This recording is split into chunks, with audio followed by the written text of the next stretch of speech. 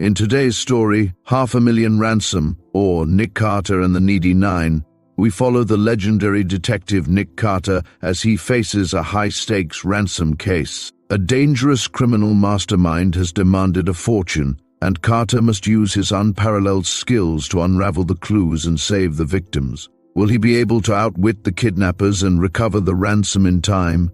Join us for a thrilling adventure filled with suspense and clever detective work. Chapter: The Woman Who Fainted. Nick Carter caught sight of the couple only by chance. His touring car, in which he was seated with his chauffeur and Patsy Garvan, his junior assistant, was speeding through one of the winding driveways in Central Park, New York, and heading for 59th Street. "Hold on! Slow down, Danny!" he cried to his chauffeur. "That woman has fainted or is in a fit." The woman was lying on the greensward near a diverging driveway and some 50 yards from where Danny Maloney, startled by the detective's sudden sharp commands, brought the touring car to a quick stop.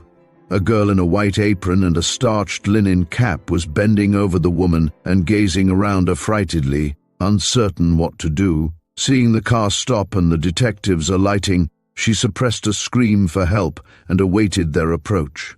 "She is down and out, Chief, for fair," said Patsy while they ran toward the couple. "Fainted most likely," said Nick tersely. "If more serious, we'll rush her to the nearest physician or call an ambulance." "By Jove, she's getting up," cried Patsy. "It's not so bad, Chief, after all. She's not completely in the soup." They were rapidly approaching the couple while speaking. The nurse, or governess, for such the young woman appeared to be, had arisen and was assisting the other to her feet. She was a well-dressed woman of 35, with an abundance of wavy auburn hair and rather thin features, fairly prepossessing but then quite pale. She was wiping a white froth from her lips and appeared weak and confused. "What's the trouble?" Nick asked, addressing the nurse. "When was she taken ill? Do you know her?" He now suspected that the woman might be subject to fits and that she would recover without medical aid. "No, sir, I don't know her," replied the girl. "I was tending the children just around the curve, sir, when a boy ran up and told me that a woman had fainted. He pointed this way and I hurried to help her. And that's all I can tell you." "I shall be all right in a few moments," said the woman, evidently striving to pull herself together. "Don't be alarmed, nor do anything more. I shall come out of it." "Are you subject to such attacks?" Nick inquired, turning to her, while Patsy also drew nearer. "Yes, sir, at times. It's epilepsy, sir, but this was only a slight attack. I must have come out of it very quickly. Do you want a physician?" "Oh, sir, I shall be able to go home presently. Where do you live?" "In 81st Street. What name?" "I ask only lest you have a second attack." "Miss Margaret Hanson, sir. But I shall not have another attack at present. I never have two in quick succession. I now am able to go, sir, thanking you for your kindness. I will take you home in my automobile, Miss Hanson, if you wish me to do so," said Nick kindly. "Oh, no, sir, thank you," she quickly objected, gradually drawing away. "These attacks are not as serious as they appear. It will do me good to walk home, sir, thanking you again." She bowed and moved away with the last, evidently quite herself again, and Nick turned to Patsy and started to return to his touring car, in which Danny was waiting. The girl in an apron and starched cap was just departing around a curve in the driveway some 30 yards distant, her trim figure partly hidden by some intervening shrubbery. "Come on," said Nick. "It was nothing serious after all." He recalled the last with rather grim sentiments a few minutes later. "An ordinary fit, Chief, wasn't it?" questioned Patsy. "Yes, but only a mild one, as she said. I knew what the trouble was all right when I saw her wiping froth from her lips. What a beastly affliction." "Beastly hardly expresses it," said Nick. "Any disorder that knocks one out without warning is a deucedly bad affliction. If she had—" "Hello, what now?" A cry of alarm came from the direction in which the nurse had disappeared. Looking back, for Nick and Patsy had nearly reached the waiting touring car, they now beheld the girl running wildly hither and thither, excitedly wringing her hands, and evidently in a frantic search for someone. Beyond the fringe of shrubbery flanking the curve of the driveway stood a baby carriage containing a child about 2 years old, then crying piteously. "By Jove, there's more trouble," said Patsy. "What's the matter with her? She spoke of tending the children." I can see only one. She must have lost track of the other. It has strayed away probably, or—" Nick broke off abruptly, wheeling sharply around to gaze in the direction Miss Margaret Hanson had taken. She had disappeared. Neither in the driveway, the adjoining grounds, nor in any part of the near avenue was there any sign of her.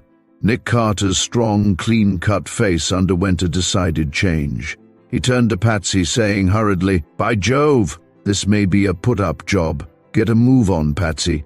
Hunt up that woman who fainted. Find her if possible, and keep your eye on her. You think a child in charge of that nurse may have been stolen. The woman's fit may have been only a trick to lure the nurse away while—" "Holy smoke," Patsy interrupted. "I've got you." He darted away at top speed with the last in search of Margaret Hanson. Nick already had turned and was hurrying toward the distracted nurse, who still was seeking here and there like one bereft of her senses. Tears were streaming down her cheeks when the detective approached her and grasped her arm, saying firmly yet kindly, "Come, my girl, calm yourself. What's the trouble?" "It's Amy, sir," moaned the girl. "I can't find her." "You left her here?" "Yes, sir, when I went to aid that woman. I told her to stay right here and tend the baby. Oh, I must find a policeman and—" "Stop a moment," said Nick, detaining her. "I can do more than a policeman. I am a detective. Compose yourself now, and tell me just what occurred. I will help you find the child. How old is she?" Glancing sharply around, Nick had seen plainly that the child would be easily discovered unless she had strayed to a considerable distance, which was quite improbable in the short time the nurse had been absent. The circumstances, moreover, already led him to suspect something far more serious. Somewhat encouraged by his assurances, the nurse governed her agitation and hastened to reply. "Amy is 6 years old, sir. How long had you been with the woman when I joined you?" "Not more than a couple of minutes. What is your name?"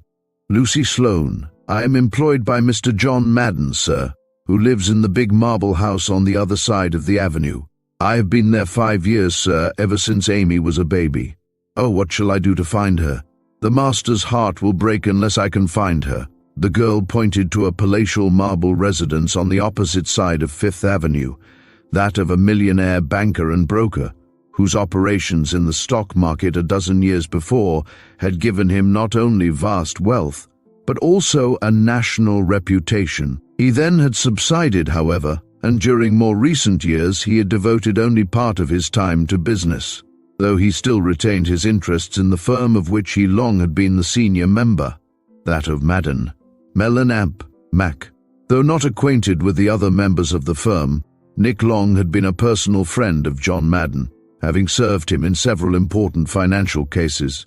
This fact, together with certain circumstances in the family history of the man, the nature of which will presently appear, not only caused Nick to regard the disappearance of the child more seriously, but also to take up the affair with increasing zest. Turning to Lucy Sloane, who was a pretty girl in the 20s, and whose face was a voucher for her honesty, Nick said more earnestly, "I am well acquainted with Mr. Madden.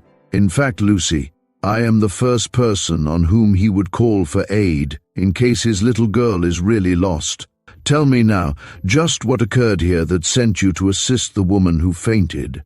Lucy Sloane, however, could add but little to what she already had stated. She had been walking in the park about 10 minutes before, the immediate locality then being otherwise deserted, when a boy about 10 years old came running toward her, crying that a woman had fainted, at the same time pointing around the curve in the direction from which he had approached.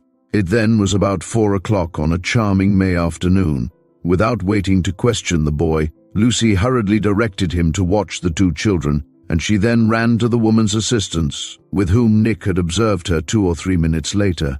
Returning while the detective was talking with the woman, Lucy found only the child crying in the carriage, and at once began a vain and frantic search for the missing girl. The boy also had disappeared, and all had transpired within a period of 5 or 6 minutes. In the meantime, too, Margaret Hanson had vanished, for Patsy Garvan returned just as the nurse ended her hurried statements, and his face alone told the story. "Couldn't find her, eh?" Nick tersely questioned. "Not hide nor hair of her, Chief," said Patsy, "nor anyone who had seen a woman of her description. She must have made a beeline for the avenue and taken a conveyance of some kind."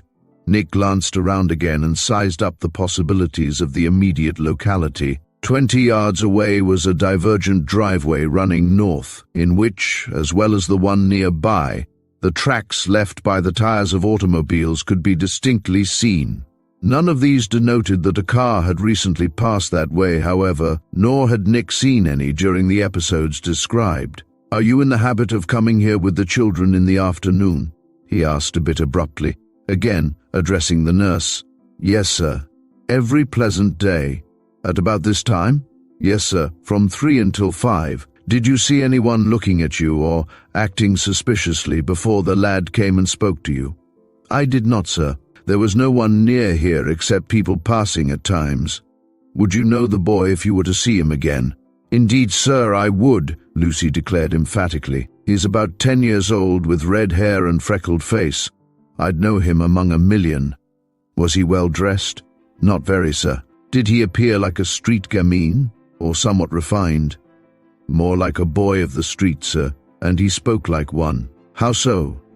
"He said he'd mind the kid, sir, and he called the woman a skirt," explained Lucy. "I knew what he meant, sir, but only rough boys talk like that." "True," Nick nodded. "At what time does Mr. Madden usually come home?" "About 5 o'clock, sir, and he always wants the children there when he comes in. They are his only comfort, sir, since the mistress died. It would break his heart to lose Amy." "Oh, what shall I do?" "I'll go crazy, sir, unless we can find her." "That certainly would do no good, my girl, though I appreciate your feelings," Nick replied. Then, turning to Patsy, he added quickly, "You rejoin Danny and take a turn around here with the car. See what you can learn, and also keep an eye open for the lad this girl has described. Report to me at Mr. Madden's residence. I'm going over there with the nurse and will wait until he comes. I can explain this case to him much better than she. You understand?" "Sure thing, Chief," said Patsy with unusual gravity. "I'm on all right." Chapter: A Voice by Wire. 5 o'clock that afternoon found Nick Carter and Patsy seated in Mr. John Madden's handsomely furnished library in the Fifth Avenue residence mentioned, in front of which the detective's touring car then was standing. Their only companion was Mr. Madden himself, who arrived soon after Nick was admitted by the butler, and the detective already had stated the distressing circumstances. Arriving in the meantime, Patsy could make only a negative report. Despite his energetic efforts for upward of half an hour, he could find no trace of the unknown lad or the missing girl, nor any person who could add to the information already obtained.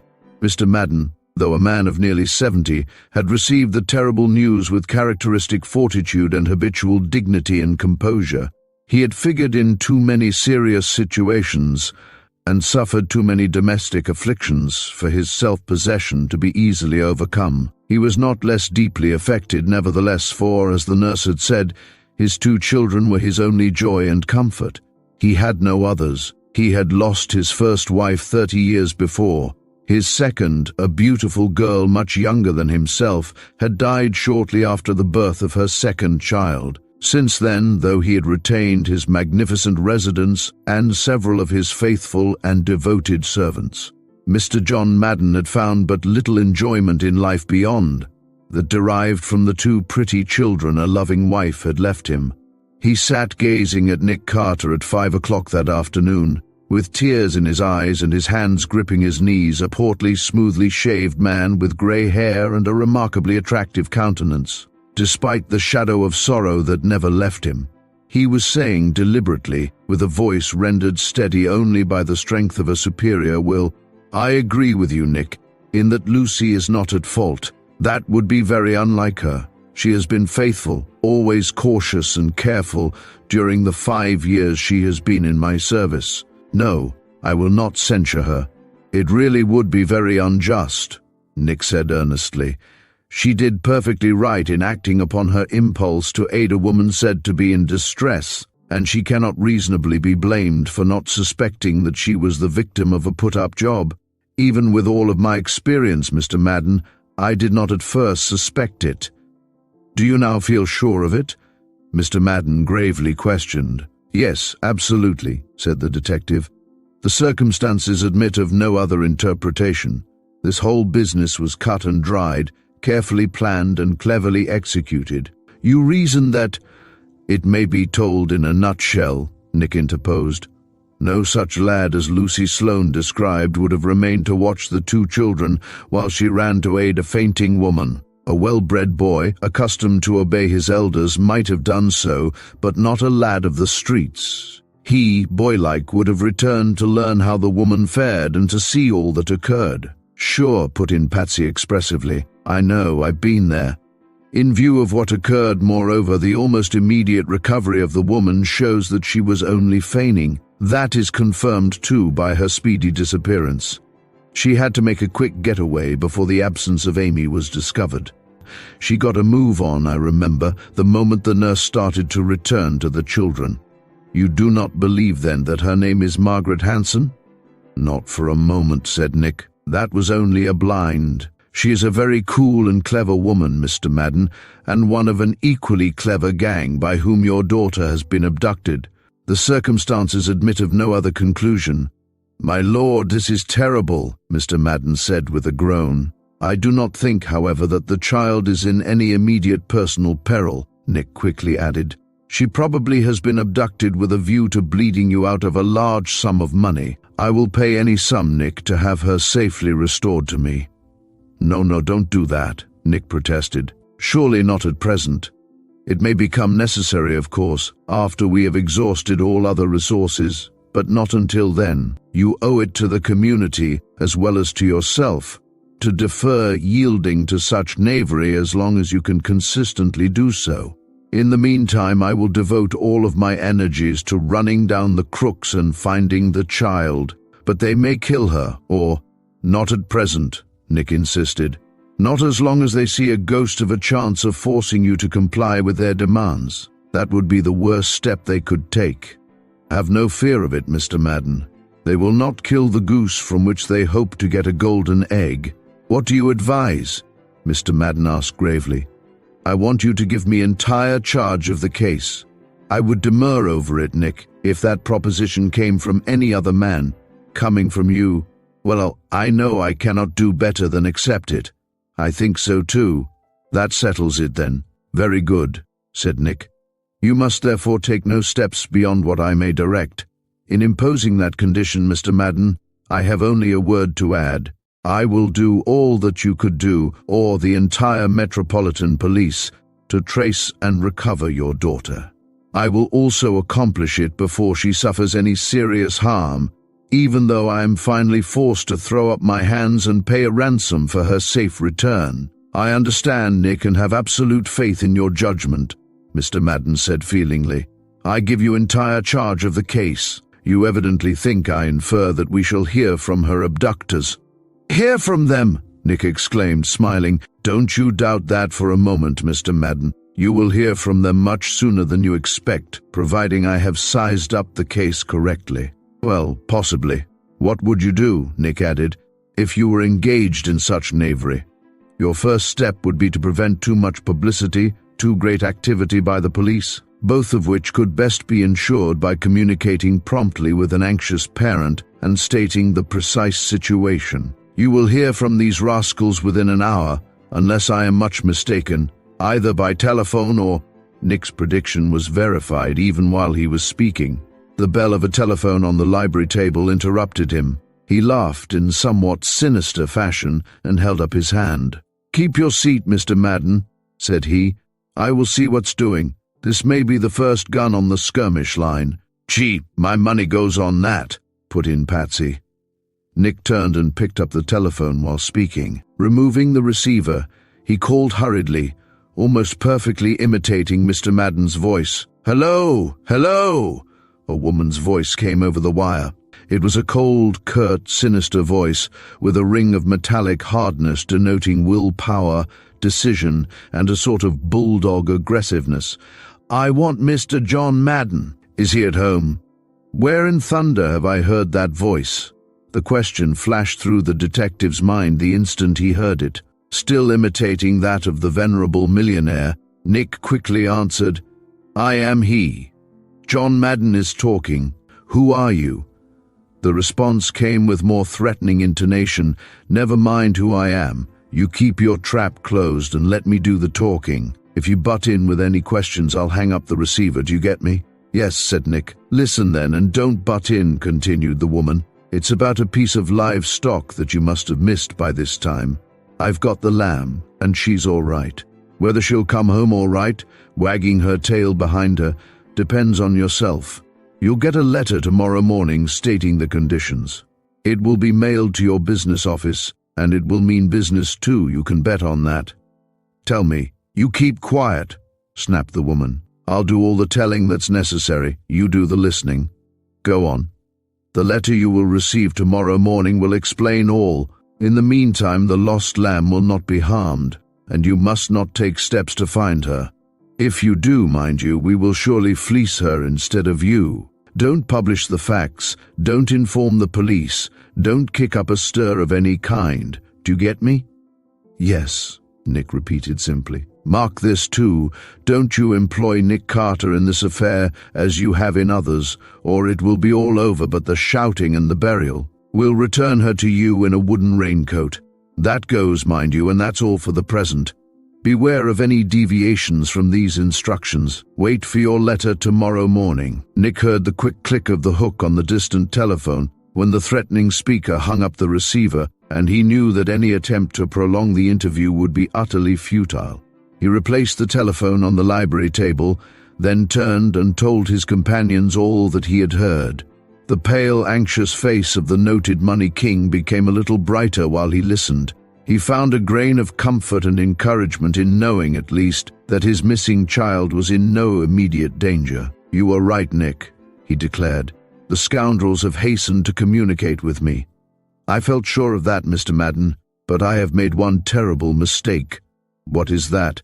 In putting you on the case, if that woman's threat, that will not be executed, Nick interrupted, resuming his seat. The rascals must know that you may have notified the police by this time, or even have appealed to me. That threat was only a bluff. Take it from me, Mr. Madden. They will not harm the child at present, do what you will. They have not abducted her for that purpose. That's a good safe gamble, supplemented Patsy. They are out for the coin, Mr. Madden, and nothing else. There may be a second woman in the case. Chief, or Margaret Hanson, so-called, did not recognize you. If she had, they already would know you are on the case. There is a second woman, Nick replied. Furthermore, Patsy, she is some crook with whom I am acquainted. You recognize her voice? Positively, but I cannot tell whose voice. I am absolutely sure, nevertheless, that I have heard it before, not Margaret Hanson's voice. No. Some other woman, then, may have got away with the child. It may have been her voice. That is precisely what I suspect, said Nick. Is Amy a child, Mr. Madden, who would readily go with a stranger? No, quite the contrary, Mr. Madden quickly assured him. She is very shy of strangers, and has been repeatedly cautioned against having anything to do with them out of doors. That may help us materially, said Nick. How so? It would have been exceedingly risky to have abducted her by force, Nick explained. A scream from the child would have been heard in half a dozen directions. It is 10 to 1, therefore, that she was abducted by some person with whom she is acquainted, perhaps of whom she is fond even, and by whom she could easily have been influenced. Do you know of any woman, Mr. Madden, who would be guilty of such a crime? No, indeed I do not, he replied after racking his brain for several moments. Bear in mind, Nick, that Amy is only 6 years of age. Also that my wife has been dead nearly 2 years, and that I since have had very few women visitors. I really know of none by whom the child could have been lured away, surely none capable of committing such a crime. Your servants are trustworthy. Absolutely. Have you ever discharged one with whom the child was familiar, and who may be seeking revenge as well as money? No, I feel sure of that, Nick, also. I think we've covered all of the ground then, for the present, Nick announced. We will await further developments. I shall take no steps until tomorrow, after seeing the letter you are to receive in your morning mail. I will call at your business office at 9 o'clock. Will it not be better instead for me to bring the letter to your office? Mr. Madden earnestly questioned. Lest the rascals may discover that I call on you and am on the case? Exactly.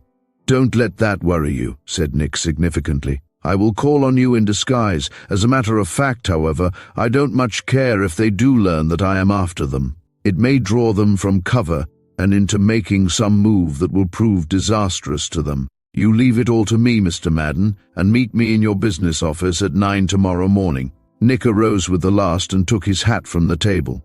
I will send in a card bearing a fictitious name, he added. Henderson Black. Henderson Black, repeated the banker. I will remember it.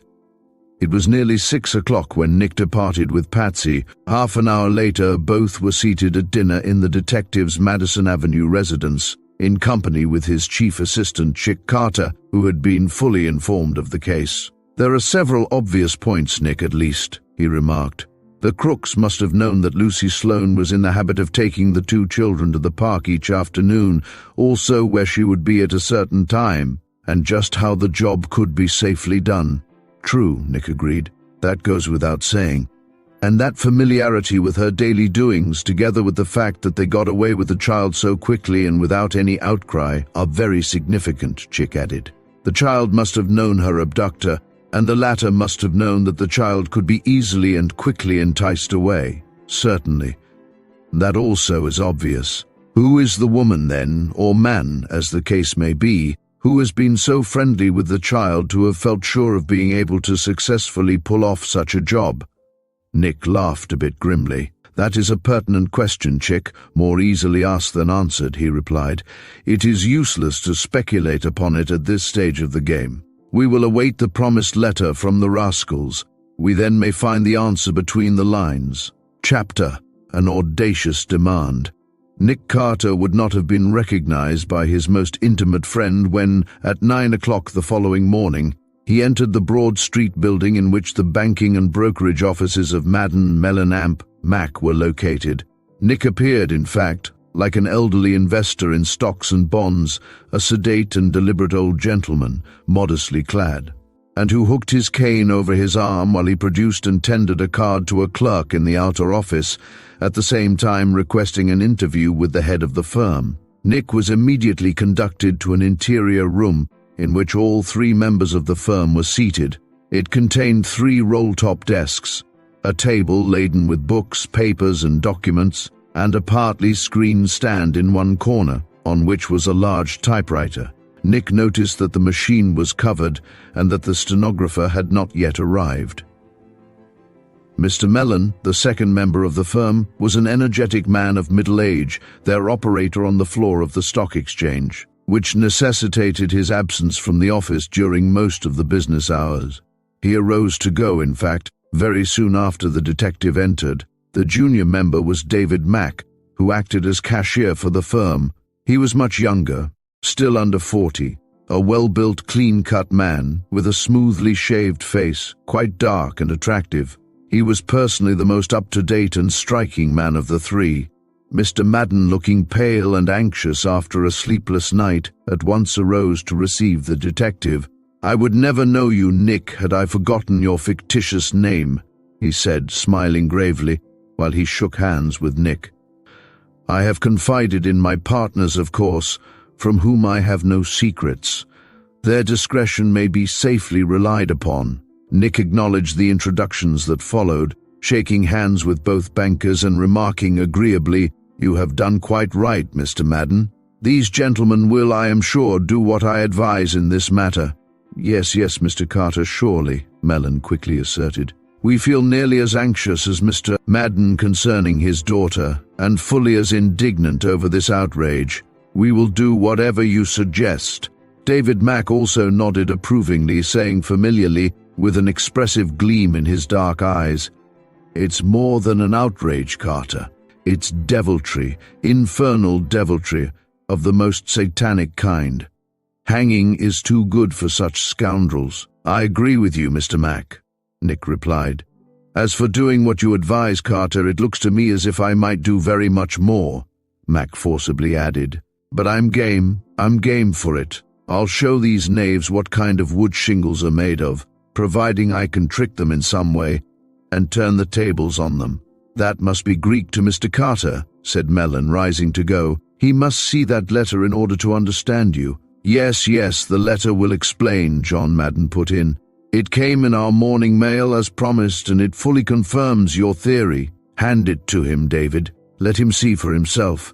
It's a dastardly, devilish outrage, Mac declared again, handing Nick the communication in question. Such miscreants ought to be tarred and feathered and then burned at a stake. Read it, Carter, for yourself. Nick took the sheet of paper and examined it. He saw at a glance that it had been torn from a pad of perfectly plain paper, obviously to preclude tracing the writer by means of it. Instead of having been written, however, the communication was neatly printed with a lead pencil, occasional erasures denoting that considerable care had been taken in forming the printed letters. The communication read as follows: Mr. John Madden, the undersigned need money, of which you have 1,000 times more than you really need. In order to separate you from the amount we require, therefore, we have begun with separating you from something more dear to you than money or child. The situation now is a simple one. It needs no elaboration. You want your stolen child, we want $500,000. That is the price you must pay or suffer an only alternative. If you submit and consent to pay this ransom, acting directly in accord with instructions we shall give, your child will be quickly and safely restored to you. If you refuse or attempt to dicker over the payment, we will send you the girl laid out for burial. There is no middle course. $500,000 ransom or death. This is the only letter we shall send you. We refuse, furthermore, to treat directly with you. You are too old a man to engage in such business. Negotiations must be continued, therefore, and the ransom finally paid by a third party, some representative in whom you have absolute confidence. Lest you resort to subterfuge, however, and appoint someone who would make trouble for us. Nick Carter, for example, instead of rigidly following our instructions, which is imperative to the safety of your daughter, we appoint a representative who should be entirely satisfactory to you, Mr. David Mack, your junior partner. It is up to you now to command him to rigidly follow our instructions. Any deviation from them will be fatal to your hopes and fatal to your child. David Mack will hear from us later. A personal interview with him is necessary. He must do precisely what we direct. As long as he does, he will be in no personal peril. If he attempts trickery, however, he will meet the fate of a trickster. No more need be said. There remains only to act, and upon how you act all will depend. David Mack must make no move, however, until he hears from me. He will be given explicit instructions, which he must follow to the letter. Beware of any deviation from them, and of the vengeance of Ralph Redlaw, chief of the Needy Nine. Twice from beginning to end, without once looking up from the pencil-printed sheet, Nick Carter read this threatening communication, with its amazingly audacious demand. His face did not reflect his thoughts. If he read between the lines the answer to Chick Carter's pertinent question, or even a hint at the answer, his serious, unchanging countenance did not reveal it. John Madden watched him anxiously. David Mack gazed at him with fixed and searching scrutiny. Neither banker broke the silence until the detective looked up from the printed sheet. "Well, what do you think of it?" Mack then asked bluntly. "Isn't it the limit? Could you beat it?" "How to beat the rascals is a more pertinent question," Nick replied with grim austerity. "True. That goes without saying. What are your views, Nick?" Mr. Madden asked more gravely. "I am anxious for your opinion." "The scoundrels mean business, Mr. Madden," Nick replied, glancing again at the letter. "I'd take no stock in this signature, Ralph Redlaw, chief of the Needy Nine. The name is fictitious. Furthermore, I don't believe that there are 9 persons engaged in this felony. Crooks seldom take chances by trusting so many Confederates unless the size of the conspiracy requires it. That is not essential in this case. 4 or 5, or even 3, could have done the job as easily as 9. This entire signature is only a blind." "Surely," Mack nodded. "That's my opinion." The letter was printed instead of written, in order to preclude identification of the sender by means of his handwriting, Nick continued. Plain paper was used with a like purpose. As I have said, however, The scoundrels mean business. Furthermore, they are not ordinary criminals, not a gang of thugs and illiterate crooks. The letter plainly shows them to be persons of intelligence as well as knavish determination. They certainly mean business. Business be hanged, Mac blurted. So do we mean business, Carter, or should? $500,000 ransom, why, that's outrageous, absurd, utterly preposterous. I never would pay it. I would spend $500,000 instead in running down this gang of mercenaries and bringing them to justice. How would you set about it? Nick inquired tentatively. Well, I don't know, Mac admitted. I cannot say offhand. I would find a way nevertheless, if any way exists. $500,000, it's devilish, nothing less. I never would pay it. Don't say that, Dave, Mr. Madden gravely protested. It is an outrageous demand, I admit, but the writer of that letter made one true statement, at least that I have been separated from something more dear to me than money. I would pay the ransom within an hour, Dave, if convinced that my darling's life depended upon it. Well, that's for you to decide, David Mack rejoined. I appreciate your feelings, of course, but I first would give these miscreants a desperate run for the money. I'll do my part, Carter. You can bet on that. I'll take any kind of a chance to get the best of them. They may find they have made a big mistake in appointing me to conduct their infernal negotiations. I'll find some way to thwart them. David Mack looked quite capable of doing what he asserted, for he was a clean-cut, athletic man whose indignation was evidently stirred to its depths. His bitter voice and flashing eyes, moreover, spoke volumes. Nick gazed at him for a moment before replying, then said approvingly, "Your remarks have the true ring, Mr. Mack, and I'm glad to note it. On the contrary, however, you must not undertake to thwart these scoundrels." "Not undertake it?" Dave gasped. "Good heavens! You don't mean, Carter, that you advise paying this ransom?" "No, I do not," Nick assured him, "but the situation is one that requires skillful handling. A blunder of any kind might cost the child her life. I mean what I said in the beginning, Mr. Mack. You must be governed by my instructions. I am better able than you to devise a way to foil these knaves and recover the stolen child." "Very true," Dave quickly admitted. "That will be agreeable to me, Carter, more than agreeable. I will do whatever you direct. Command me in any way, I'm game. I'll take any kind of a chance. What are your plans?" Chapter: An unexpected clue. Nick Carter was not long in deciding what plans he would adopt. He took the Redlaw letter from the table, saying, while he folded it and slipped it into his pocket, "I will keep this for the present. I may not be able to trace the writer, but we will take advantage of one fact at least, that he wants a personal interview with Mr. Mack." "How would it work, Carter, to have me secretly shadowed?" Dave inquired. "We might in that way contrive to locate the entire gang." "There would be nothing in attempting anything of that kind," Nick quickly objected. "The crooks engaged in this job are not blockheads. They will guard against being discovered by any such trick as that." "You may be right," Mac thoughtfully allowed. "I know I am right," Nick insisted. "You must be governed strictly by my instructions." "You may depend upon that.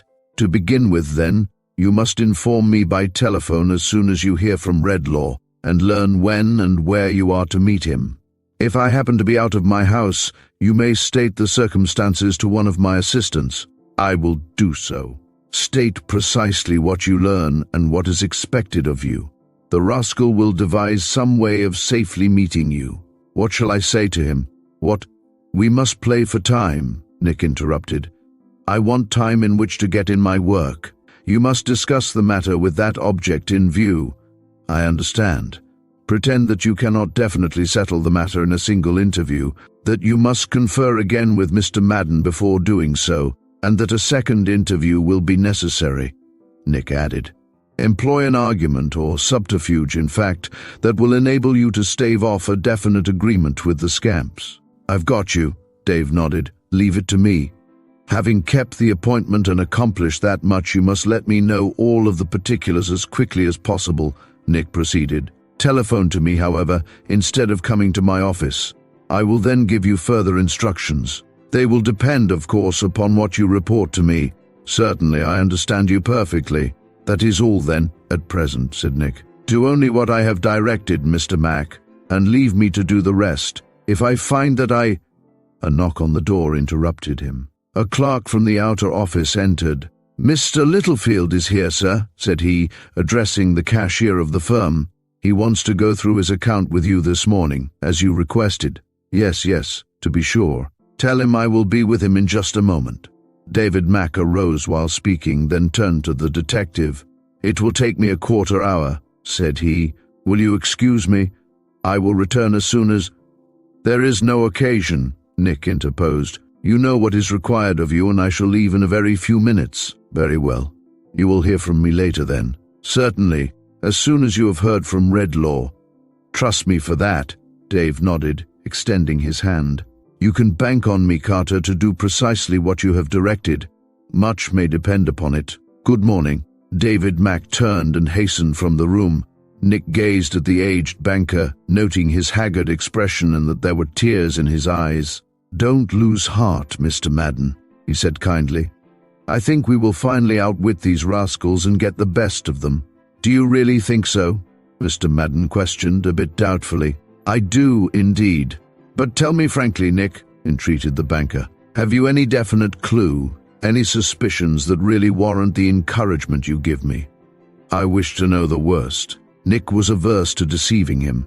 He realized only too keenly that he had, as yet, no definite clue to the identity of the crooks, and that he then was banking almost entirely upon the arrangements he had just made with David Mack, and upon what they would bring forth. He shook his head and rejoined, a bit gravely, "Frankly, Mr. Madden, I can only reply in the negative. I feared so.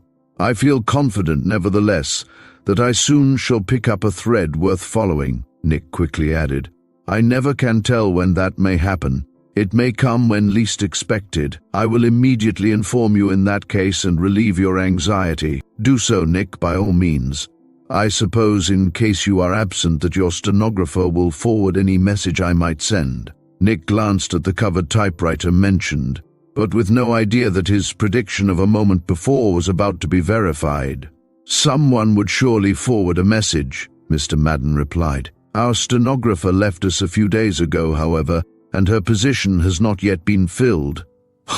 "I see. Why did she leave?" "I really do not know. Partly, I imagine, because she frequently had to come to my residence for dictation. I do not come to the office regularly, you know, and I often had occasion to telephone her to come to my house. She may have objected to that, though she never said so." "A young woman?" questioned Nick. "Well, not very young. She must be nearly 30.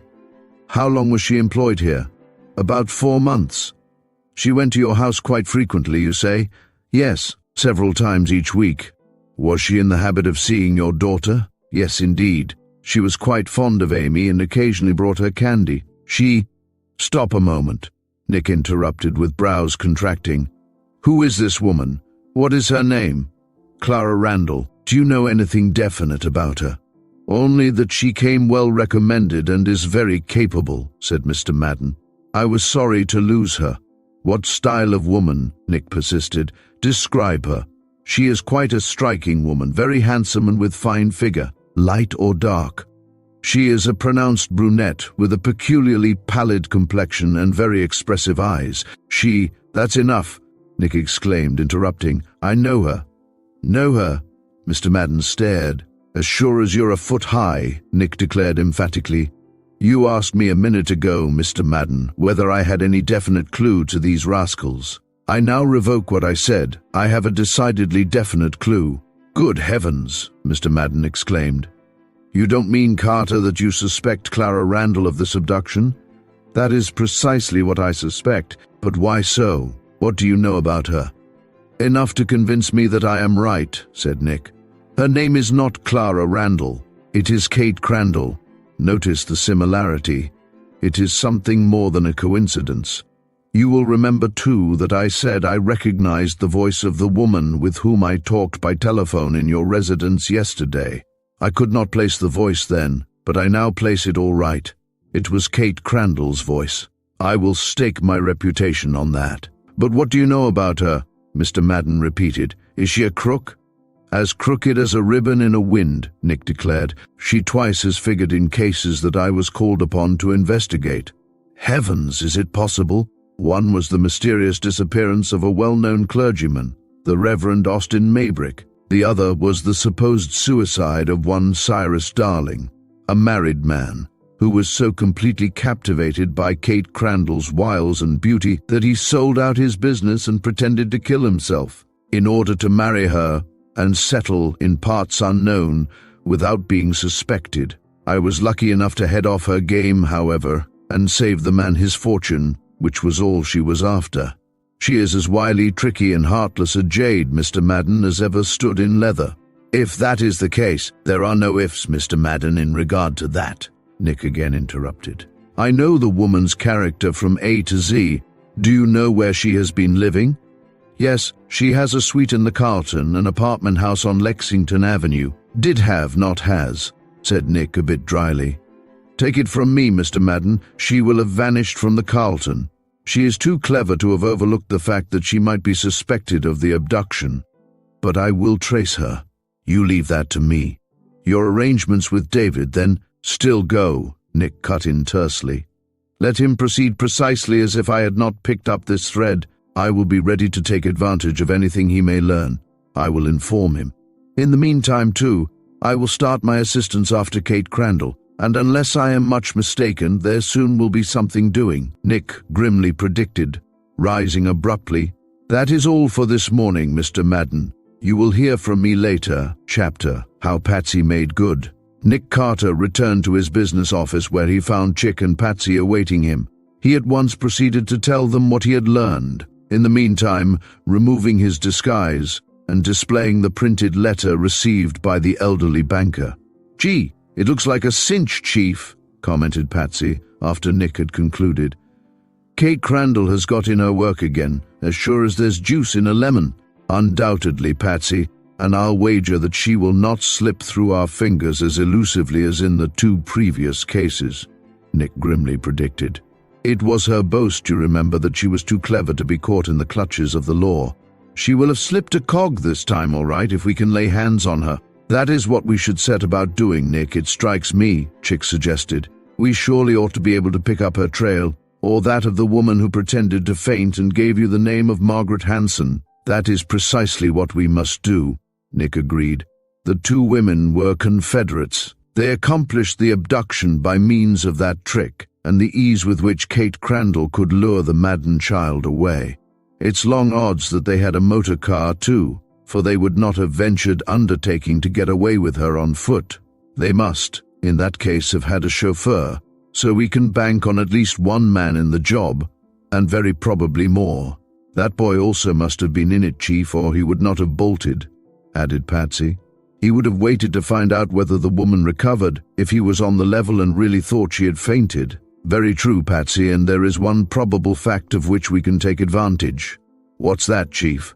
The woman who fainted has auburn hair, the boy red hair, said Nick. It's a safe assumption, then, that they are mother and son. Gee, that's right, too.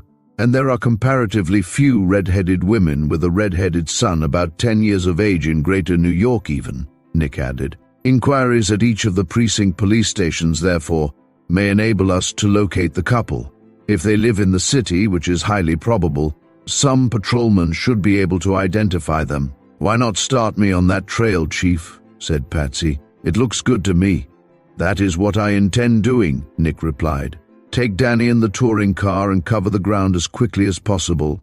Trust me for that. Telephone me immediately if you make any discovery, Nick directed. I shall remain here until I receive a communication from David Mack. You expect one today? Chick questioned. I expect one at any moment. The crooks will not defer bringing their scheme to a head. Delay would be dangerous, and they will hasten to get in their work. That does indeed seem probable, Chick allowed. We will wait here, therefore, and learn what instructions Mac receives. We then can determine what steps we may take to the best advantage. True, but I'm to go at once, Chief? Questioned Patsy, who had been hurriedly making his preparations. Certainly, said Nick. Incidentally, too, when in that locality, drop into the Carlton and see what you can learn about Clara Randall. She probably is known there by no other name. Find out how long she has been there and who has been visiting her. It is several months since we foiled her game against Cyrus Darling, and she evidently has thought it wise to use a fictitious name, her own having become somewhat notorious. Go ahead, Patsy, and let me hear from you." Patsy Garvan needed no additional instructions. Half an hour later, after brief calls at 3 of the precinct stations where he left such directions as the circumstances required, Patsy sprang from the touring car a few doors from the Lexington Avenue apartment house, in which Clara Randall was said to have been quartered.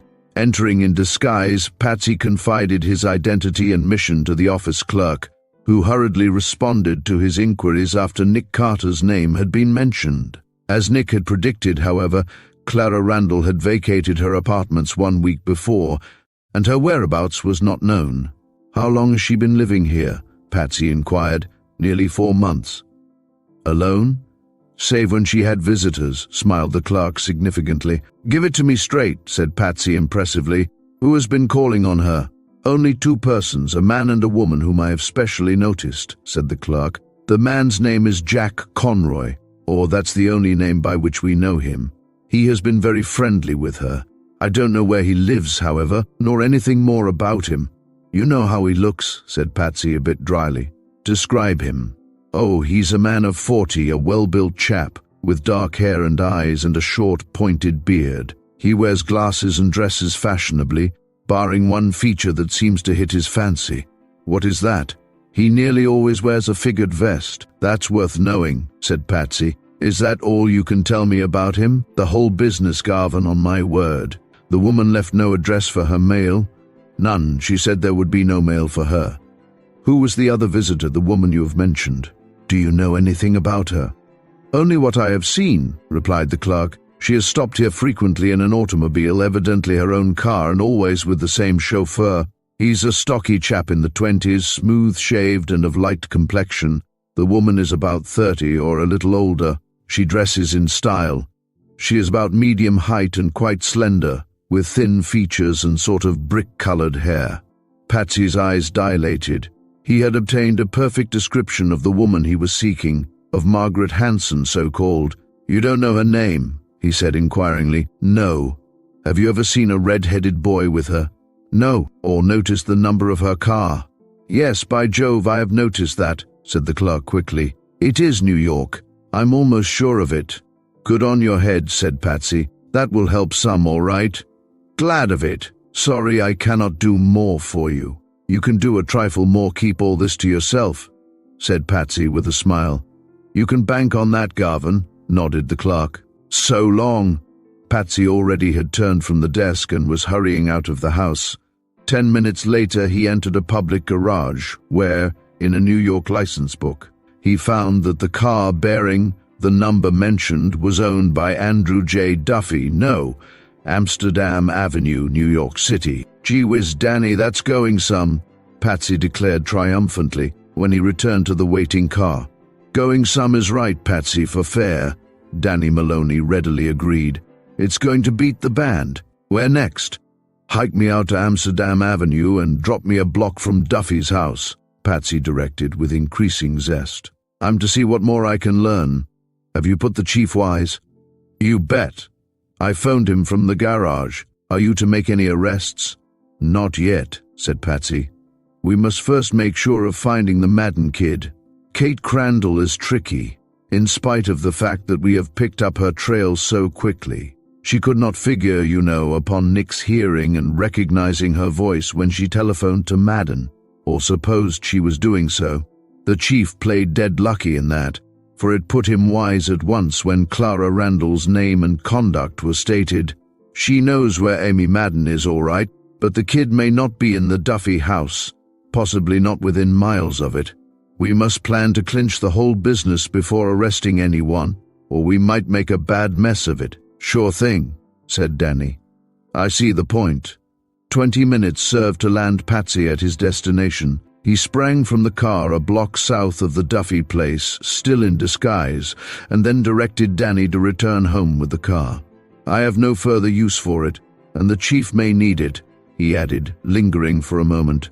"I'm to be guided by what I discover." Sauntering into a corner grocery store near which they had stopped, Patsy inquired where Duffy lived, merely to pave the way for further questions. He then learned, without incurring suspicion, that Duffy was a dabbler in stocks, that he had no other business, that he had a wife and one son, Margaret and Jimmy, the latter a lad of 10 years. Also that the youngster had fiery red hair, the danger hue. He's in the peril zone all right, thought Patsy, sauntering out.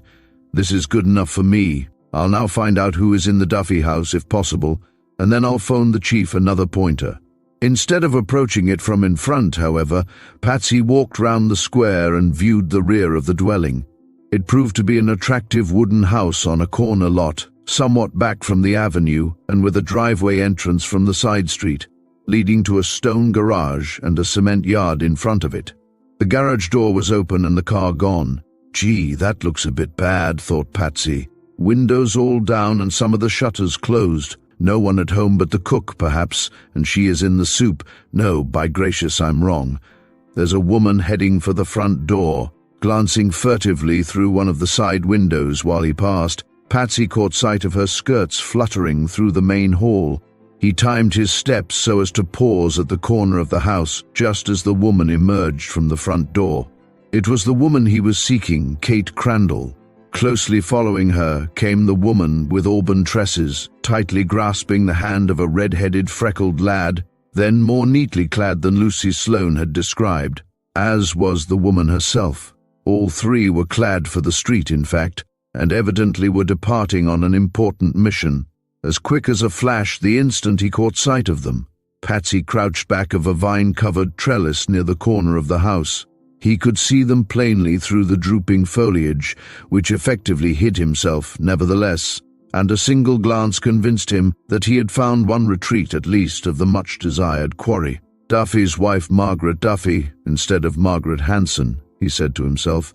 Little Jimmy Duffy, too, who made the abduction trick possible. They have entered him young on the criminal trotting circuit, but I'll nip him in the first heat and backtrack him. What now? Kate Crandall had stopped short upon reaching the front gate. Through the meshes of her dainty veil, Patsy could see the gleam and glitter of her intense black eyes and the peculiar pallor of her clear, velvety complexion. She spoke when turning, saying a bit sharply, "You do what I have told you, Maggie, and you'll make no mistake. We have framed up this job too perfectly for any slip-up to occur. You go out there with the kid and wait until we come. Gleason will take us out after the preliminaries are arranged. That done, we shall not be long in landing the coin. I know, Maggie, you can bet on that." "Well, I'm banking on your judgment, Kate, though I'm a bit skeery," Maggie Duffy vouchsafed. "I'll take Jimmy along, all the same, and wait until you come." "We'll show up soon after dark," Kate assured her. "I must be off now to phone to Conroy. He'll be in the air by this time. I'm to join him later and go out with them in the car." "I know about that, Kate. Get a move on then and look after the goods. There is nothing to fear, so don't lose your sand. We'll win out a mansion in Easy Street, Maggie. Take my word for it." Kate Crandall turned with the last and walked rapidly away. Maggie Duffy hurried the red-headed youngster away in the opposite direction. Patsy Garvan paused only briefly to determine what he would do. Gleason must be Duffy's chauffeur, he quickly reasoned. He is going to take this bunch of blacklegs somewhere in an automobile. I might find it impossible to follow them. I'd better trail the Duffy woman then, since their destination is the same. Yes, by Jove, it's Maggie Duffy for mine. Patsy broke cover with the last. He had no time to telephone to Nick, but he reasoned that he would do so later. He stole out of the yard, crouching to avoid observation, and then started in close pursuit of Maggie Duffy and her youthful Rufus. They were heading for the nearest subway station. Chapter 6, The Man in a Figured Vest. It was after 12 o'clock when Nick received from Patsy Garvan the telephone communication informing him what his assistant had learned up to the time he visited the garage, as stated, and this soon was followed by the return of Danny with additional information concerning Patsy's doings and designs. "We will wait for his next report, or a communication from David Mack," Nick said simply. Chick gazed at him for several moments, but his inquiring look brought no response from the detective. Nick Carter had in fact been unusually absorbed during the long period of waiting. He had been sitting at his desk, gazing vacantly at it, with his brows knit and his mind concentrated upon the case engaging him, weighing all of the circumstances and seeking, as only Nick Carter's mind could seek, for something under the surface. Half an hour brought no further report from Patsy, but it brought the expected communication from the banker. Nick seized the telephone the instant the bell began to ring. "Hello," he called. The answer came quickly. "This is Mac talking." "Is that you, Nick?" "Yes, I am talking from my private office. I have heard from Redlaw." "Tell me." "Come on with it. I'm directed to go out Westchester Way at 6 o'clock this evening, alone in my runabout, and to follow the New Rochelle Road till I am stopped by a man wearing a figured vest and carrying a red silk handkerchief in his hand. That's all. Not another word was said. What shall I do?"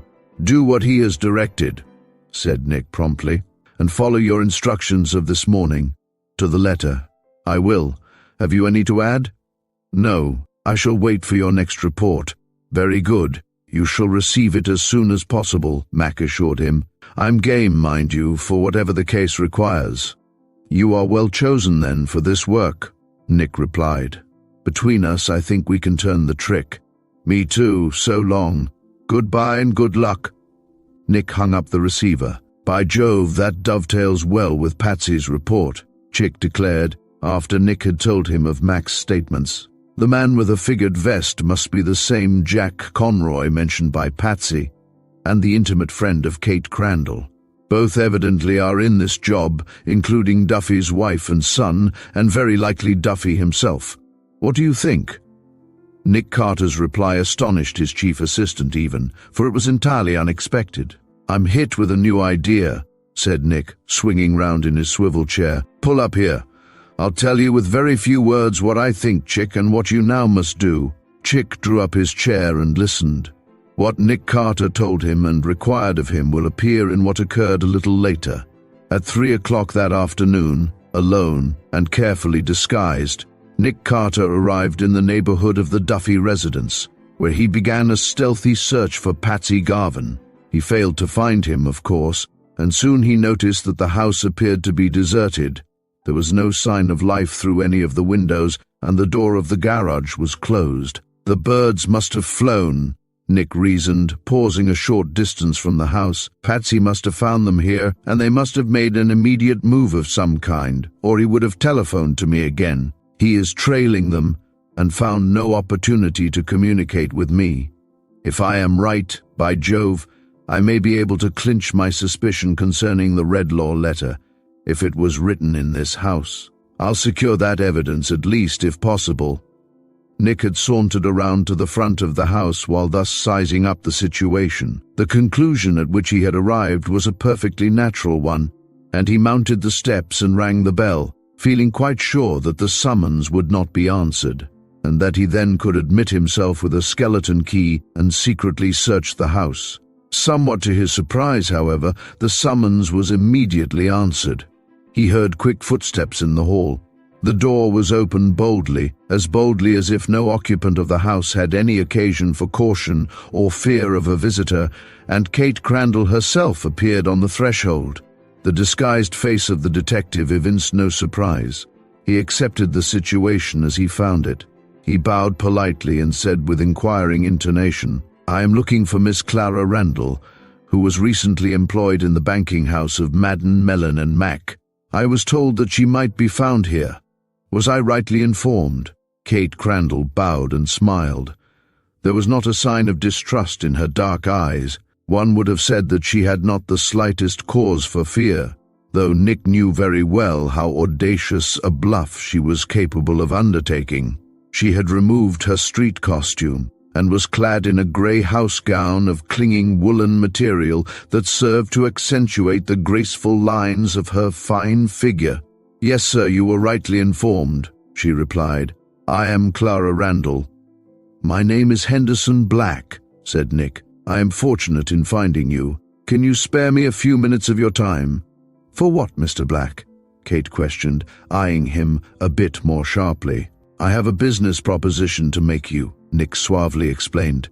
"I am in need of an expert stenographer for very important work. Don't say that you will not consider it, please, before having heard my offer. May I come in and explain? I will detain you only a short time. My time is not worth very much just now, Mr. Black, Kate said with a laugh. I was nearly asleep over a dull novel when you rang. Yes, I will hear what you have to say, though I hardly think I care to take on any very arduous work. Come into the library. She drew back for him to enter, then conducted him to an attractively furnished room. An open book was lying on the table. Nearby was a large armchair with a fancy silk pillow on the back of it, bearing an indentation where her head had been resting. These seemed to confirm her statements. An open desk stood near one of the walls. The first article on it to catch the detective's eye was a large pad of plain paper, remarkably like that on which was written the Redlaw letter. Nick instantly noticed all of these things, however, and his ears were alert to detect a sound from any other part of the house. None could be heard. He apparently had found the woman alone. He remarked casually, nevertheless, while he took a chair near the table, "Are we likely to be overheard? My business relates to private political matters, Miss Randall, and what I tell you must go no further." "There is no one to overhear you," said Kate, tossing aside the silk pillow and resuming her seat. "Mrs. Duffy, who lives here, has gone out of town with her son, and her husband never comes home before evening." "Ah, very good," said Nick. "As far as I am concerned," Kate added, "I will not repeat anything you confide to me. You may speak freely." "I intend doing so," Nick replied with more sinister intonation. "To begin with, however, I wish to know something about yourself." "About me?" "Yes, and about the needy nine," Nick pointedly added. Kate Crandall heard him with hardly a change of countenance. There was no apprehensive start, no unmistakable betrayal of how hard she was hit by his ominous words. Though he thoroughly despised her, Nick could not but admire the nerve of this woman. He could detect only a quick dilation of her searching black eyes and a sudden deeper paleness in her cheeks. These were the only signs of her secret perturbation, and her voice, when she replied, was as steady as his. "The needy nine?" she said inquiringly. "Yes, the needy nine," Nick repeated. "I don't know what you mean, Mr. Black." "You don't?" "Surely not. You are talking Greek to me," Kate declared. "I never heard of any needy nine, nor of a man named Ralph Redlaw. No, never." Well, I must be mistaken then." "You certainly are, sir, if you think I know anything about such persons. I am all in the dark as to your meaning." "Possibly Miss Crandall." "Randall, sir." "I said Crandall, and that is your name," Nick insisted. "Furthermore, since I am not inclined to mince matters, I will inform you that my name is not Henderson Black. You will readily remember it, I think, if I remove these slight adornments." Nick deftly removed his disguise with the last and tossed it upon the table. Kate Crandall shrank slightly, with brows knitting to a quick frown over her darkly glowing eyes. Her pallid face took on a look of scorn, of bitter hatred, but she replied without stirring from her chair. "Oh, it is you, Nick Carter, is it? I thought you would remember me," said Nick dryly. "It is some little time since we met. Not nearly as long as I would have wished," snapped the woman. "I have no love for you, Carter, and well you know it. What's the meaning of this masquerade anyway? Are you out again to make trouble for me? Haven't you done enough before?" "All the troubles you have had, Miss Crandall, you made for yourself," Nick retorted. "As for masquerading, why have you been posing under a fictitious name here, and while in the employ of Madden Mellon Amp, Mac?" "Because you made my own name notorious," Kate informed him with bitter asperity. "I could not get employment under my own name. A woman must live decently, though infernal meddlers like you make it next to impossible. What do you want here anyway?" "You know what I want," Nick said more sternly. "I want to know what you and your confederates have done with John Madden's little daughter, Amy Madden." "Done with her?" "I don't get you," Kate declared. "What do you mean by done with her?" "You know what I mean. You abducted her." "Abducted nothing," snapped Kate. "I don't know what you are talking about. If you are out to frame me up in a job of that kind, Carter, you have bit off more than you can chew. I can prove." "Disprove is what you will have to do," Nick curtly interrupted.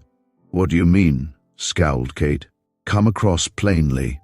"I'll make it plain enough to you," Nick retorted. "I happened to see the woman who pretended to faint in Central Park yesterday afternoon. I remained with the nurse after we found that the Madden girl had been stolen. I went with her to the Madden residence, and I was there when one of the abductors talked by telephone with John Madden, or thought she did." "Thought she did," echoed Kate involuntarily. "Exactly," Nick nodded. "But she did not talk with John Madden. She talked with me and I recognized her voice. It was your voice, Kate Crandall." "Rats! Nonsense! You are talking through your hat!" Kate cried, with inelegant defiance, though her cheeks were ghastly and her thin, cruel lips as grey as ashes. "Oh no, I am not," Nick insisted. "You heard nothing of the kind," Kate broke forth angrily. "I was not near Central Park yesterday afternoon. I can prove an alibi." "Recognized my voice indeed. I can refute any such evidence as that, Carter, and you can bet your boots on it. You're not going to frame me up in this way, take my word for it." "Your word, Kate, isn't worth the breath that utters it," Nick replied. "That's only your opinion," she snapped back at him. "I expected you to deny everything in connection with this job, but I am gradually weaving the net around you," Nick added. "You will also deny, of course, that you know anything about this letter." He drew it from his pocket while speaking and spread it open for her to look at the pencil-printed Redlaw letter. Kate Crandall gazed at it for a moment with flaming eyes, then tossed her head and burst out laughing, a bitter, scornful, defiant laugh, so utterly void of mirth that it grated harshly on Nick's ears. "What is it?" she demanded. "Something that you have cooked up, Carter, with a view to putting me into the soup. I don't want to read it. I care nothing about it, know nothing about it, and you may do what you like with it and go to the devil. You never saw it before, did you?" "No, never. We'll see about that. Keep your seat, Kate, and keep your hands on your lap, where I can see them," Nick sternly commanded. "If you move either of them, I'll put you in irons." "Irons? What do you mean by—" "I mean what I say," Nick sharply interrupted. "Obey me, or you'll pay the price." "But—" "There aren't any buts. I think I can verify my assertion. I came here for that purpose and many others equally important. You keep quiet." Nick reached over to the desk while speaking and took from it the pad of paper mentioned. With an eye on Kate Crandall all the while, he compared the size of the printed sheet with the pad. It corresponded exactly. From a little tin box brought from his business office, Nick then sprinkled the quantity of dry black dust over the face of the pad, which he then held at a slight angle and blew the dust from the surface. Most of it was dispersed with a single breath. There remained, in fact, only the particles that occupied the faint indentations, scarcely perceptible before, caused by the pressure of a pencil through the printed sheet that had been removed from the pad lines and letters which the black dust now brought out quite vividly. The face of the pad, in fact, now presented quite a legible likeness of the Redlaw letter, so like it that further denial was out of the question. Nick turned the pad and displayed it to the watching woman. "What say you now?" he asked sternly. "Out with it. What have you to say?" "If it's all the same to you, Carter, I'll do the saying at this stage of the game." The last did not come from Kate Crandall, who looked as if turned to stone by the detective's utterly irrefutable discovery.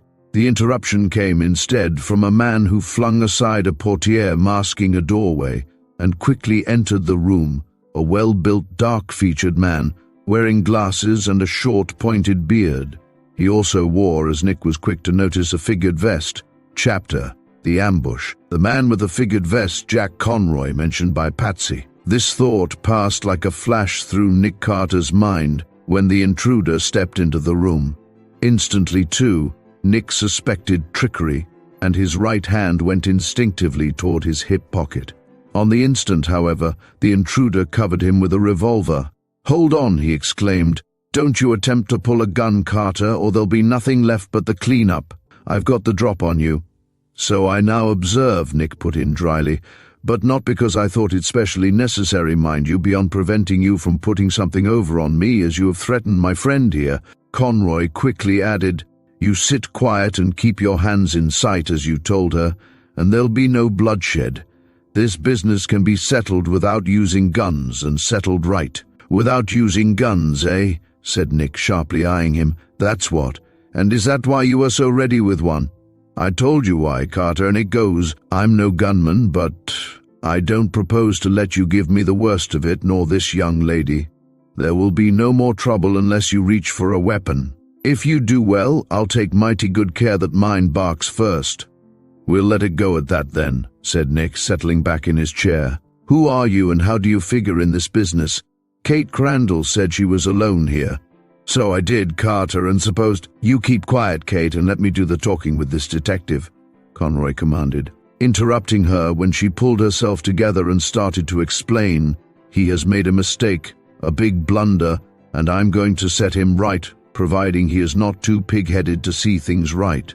Conroy coolly sat down while speaking. He took a chair at the table, one directly opposite that occupied by the detective, and he then laid his revolver directly in front of him on the table, where it could be easily reached. "Now, Carter, we'll discuss this businessman fashion," he said curtly. "I'll not touch the gun unless you reach for yours." "Very well," said Nick indifferently. "But you have not answered my questions." "What questions?" "Who are you and how do you figure in this business?" Nick repeated. "Why were you concealed in that room?" "That isn't a room," said Conroy with a jerk of his thumb toward the door through which he had entered. "That door leads into the rear hall and out to the kitchen." "Why were you concealed there then?" "I wasn't concealed there. I only happened to be there," Conroy coolly asserted.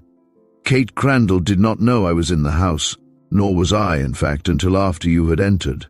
"Well, I heard your voices when I came through the rear yard from the side street. Not knowing yours and being a bit jealous of Kate, I entered noiselessly and listened in the rear hall. That's all there was to it," added Conroy. "I heard most that you have said, Carter, and you're dead wrong." "You really think so, do you?" "I know so, Carter." "Dead wrong in what respect?" questioned Nick tentatively. "In suspecting Kate Crandall of—" "Stop a moment," Nick interrupted. "Who are you anyway?" The question brought a sharper gleam into the eyes back of the gold-bowed glasses, but it waned almost instantly, for the detective's tone and scrutiny evinced no definite suspicion. "My name is Jack Conroy." "Jack Conroy, eh? That's what? Where do you live? How could you enter this house?" "I have boarded here for weeks," Conroy promptly asserted. "That's why I could enter. I have a key to both doors." "That's true, Mr. Carter, on my word," Kate Crandall put in. "I already have told you what I think your word is worth," said Nick with a quick glance at her. "But you are wrong, Carter, dead wrong," Conroy repeated. "I know what I'm talking about, and I'm going to prove it to you." "That's up to you then," said Nick. "I'm always open to conviction. I'm willing to listen." "That's as it should be," Conroy replied. "As I understand it, from what you two have been saying, some girl or child has recently been abducted." "Exactly," said Nick, not without an object in prolonging this conversation. "Yesterday afternoon?" "Yes." "At what time?" "About 4 o'clock. Well, I was with Kate Crandall in a moving picture house at that hour, so I know she could have had no hand in an abduction," Conroy forcibly asserted. "I know also that you may not believe that, since I am her intimate friend, and it's on another point that I'm going to set you right." "What point is that?" "That letter," said Conroy, pointing to it. "I don't know what it contains, but I heard what you said about it and saw what you did to the pad. You evidently suspect that the letter was written in this house. So it was, of course, in view of what you have discovered, but Kate Crandall did not write it." "How do you know that?" questioned Nick. "Because I know who did write it." "Who?" "The man who lives here and owns the place, Andy Duffy," said Conroy emphatically. "How do you know he wrote it?" Nick asked, with steadfast scrutiny. "Because I saw him at work on it 3 or 4 evenings ago," said Conroy. "I was reading, and he was seated at his desk. I wondered what he was doing. He was at work so long and kept tearing up sheets of paper. Why didn't you inquire?" "It was none of my business. I picked out several pieces of the paper from the wastebasket, nevertheless, after he had quit and gone to bed. I found only some printed letters on them instead of written, but I could make nothing out of what little I found. I did not suppose, of course, that he was engaged in anything crooked." Conroy told this story glibly and with an air of genuine veracity. "There, what say you to that, Carter?" Kate Crandall demanded, with her nerve and courage reviving. You have been barking up the wrong tree. You admit that you were wrong now, I guess." Nick did not trouble himself to assert that Conroy's statements were false, pretending to be impressed by them. On the contrary, and with no apparent interest in the weapon lying on the table, Nick had been keeping a constant eye on the man, waiting only to catch him with his attention so diverted from the revolver that it could not be instantly seized if he should venture a sudden aggressive move. Instead of replying to the woman's taunting remark, Nick continued his talk with the man. "You suspected nothing crooked, eh?" "Certainly not," said Conroy, shaking his head. "But I now know, of course, that he must have been framing up this abduction." "Is that all you know about it?" "Not by a long chalk." "What do you mean?" "What else do you know?" "I can tell you who are with Duffy in the job." "His Confederates?" "Surest thing you know." "Why are you so sure of it?" "Because I now recall certain circumstances that did not, at the time of their occurrence, impress me as being suspicious," Conroy explained. "They now have a very different look." "What circumstances, Mr. Conroy?" Nick inquired. "To begin with," Conroy proceeded, "Duffy has been visited several times during the past month by a fellow named Kennedy. They have held private discussions out in the garage. I knew they were private, all right, for both made it a point to get rid of me whenever I showed up." "I see. What more?" 3 days ago I saw both of them talking privately with Duffy's wife, Maggie, and I wondered at the expression on her face," Conroy continued. "I now know they must have been talking about this abduction, and I afterwards saw Maggie giving her red-headed boy some very careful instructions. He's a cute kid, Carter, and he also may have figured in the job." "Quite likely," Nick allowed. "That's how I now size it up, Carter, and it's 100 to 1 that Kennedy and Duffy, with Maggie Duffy and possibly the kid, are the ones who stole the missing child." "But Kate was not in the job, Carter, I'll swear to that," Conroy forcibly insisted. "I know all about her, mind you, and that she has been a little off color in the past, but she certainly had no hand in this job." "That's true, Carter, on the level," Kate glibly asserted. Nick ignored her again, but not the man, for an instant. Addressing him, he inquired, "Is there anything more you can tell me?" "You bet there is," Conroy quickly replied. "I think I can put you on the road to recover the child." "How so?" "Because I know that Duffy and his wife agreed to join Kennedy in a certain house tonight, and that's where the woman has gone with her sorrel-haired youngster." "Where is the house?" "Out Westchester way," said Conroy, then more earnestly. "I know just where it is located. Duffy's car is in the garage here and I can run it. If you want to go out there to nail this bunch and get the stolen child, I'll take you out there and help you round them up. I'll do this just to prove to you, Carter, that Kate had no hand in it." "Good for you," Kate Crandall exclaimed. "That ought to be fair enough for any meddlesome detective." As foul instead as the jade herself was the thought that passed through Nick Carter's mind, that he rightly interpreted this offer, that he knew Conroy designed only to lure him to the house mentioned, in order to place him at a greater disadvantage, if not even to kill him outright. If it could be more safely done, that Nick Carter knew all this, and much more appeared in what speedily followed. "Yes, it's a fair offer, Conroy," said he, pretending to be impressed with it. "You know where the house is located, you say?" "I do," Conroy nodded. "I can take you straight to it." "Does Kennedy live there?" "He is employed there. He is the only person living there just now. He is employed as a caretaker and chauffeur by the man who owns the place." "Do you know the man?" "Sure, I know him." "Who is he?" "He's the junior partner of a banking house, the one for which Kate worked for a time," Conroy explained. "His name is David Mack. He's a widower, and he has not occupied the Westchester house since his wife died. That was only a year ago. He keeps Kennedy there, however, and goes out occasionally. Kennedy probably is taking the risk of hiding the stolen child in the vacant house." "By Jove, that might be true," said Nick. "Have you any idea, Conroy, that Mack himself is in this job?" No, he isn't in it," Conroy quickly protested. "He would have no hand in such business. David Mack is strictly on the square. Kennedy is only his hired man, you know, and is alone out there most of the time." "I see. If you will go out there with me, Carter—" "Stop a moment," Nick interrupted. "You said you picked some of Duffy's torn papers from the wastebasket and found printing on them. Have a look at this letter. Were the printed letters that you found like these or similar?" Nick leaned forward with the last and tossed the Redlaw letter upon the table. Conroy instantly picked it up, suspecting nothing. It was the opportunity for which Nick had been paving the way. He seized a drooping fold of the tablecloth, then gave it a jerk that instantly whisked the cloth from the table, carrying with it books, papers, magazines, and Jack Conroy's revolver, scattering all of them over the floor. Then, with a lightning-like move, Nick's hand shot across the table and seized the beard of the startled man. Conroy shrank back with a terrible veil. His beard, his glasses, and neatly fitted wig all were torn off by the detective's irresistible hand, revealing the ghastly, horrified, rage-distorted face of David Mack. "Aha! I thought so!" Nick shouted, leaping to his feet and reaching for his revolver. "You are the chief abductor, Mack, after all." Nick did not, however, succeed in drawing his weapon nor in making the arrests he had in view. The entire sensational episode transpired in the quarter part of a second. The yell scarce had left David Mack's lips when, through a doorway back of the detective, two men leaped with uplifted bludgeons and fell upon Nick from behind, just as he was springing to his feet. One of them was a brawny, powerful man with red hair, Andy Duffy himself. The other was Gleason, his chauffeur, mentioned in Patsy's hearing by Kate Crandall. All three men were with the woman in the house when Nick rang the bell, and their immediate suspicions had led to what followed.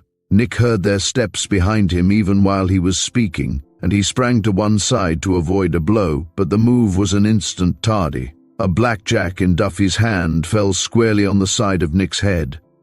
The terrific blow staggered him. Another from Gleason followed it. The third came from his more brawny assailant.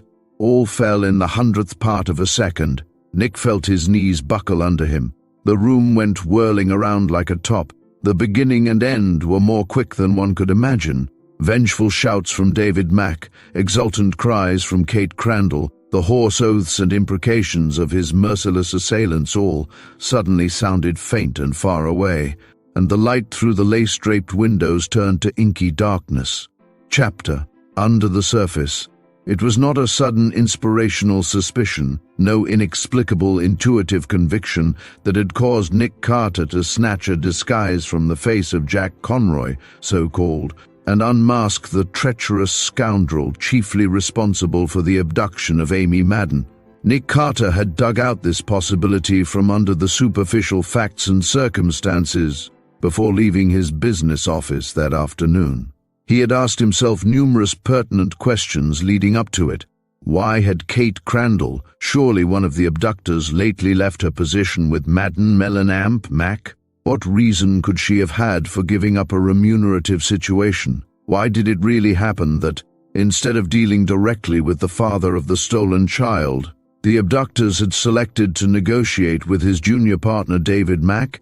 What was the true reason for that? Were there secret relations existing between these two, Kate Crandall and David Mack? If so, and Nick recalled the downfall of Cyrus Darling, had Mack also lost his head for this handsome, fascinating yet thoroughly unscrupulous woman? If so, again, might not he and her very intimate friend Jack Conroy be one and the same? Going a step farther, might not David Mack have still other motives for the crime? Consider the size of the ransom demanded. Who so likely to demand $500,000 for the restoration of a 6-year-old child as a banker accustomed to handling millions? This was the process of reasoning, or part of it, that had started Nick in search of Patsy Garvan, to see what more he had learned and to give him additional instructions.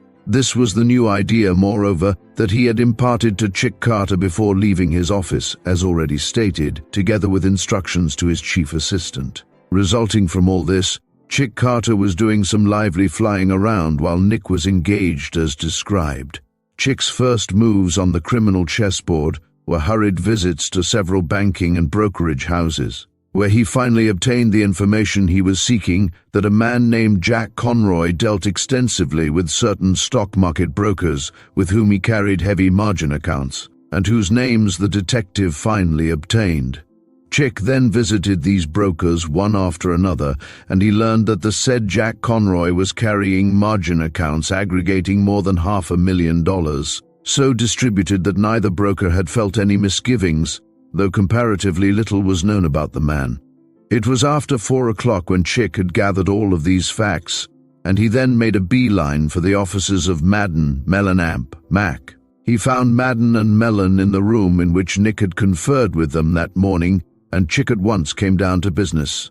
"Is Mr. Mack absent?" he inquired, after evasively informing Mr. Madden that no definite clues had been discovered, much to the banker's disappointment. "Yes, he has gone for the day," said Mr. Mellon, replying.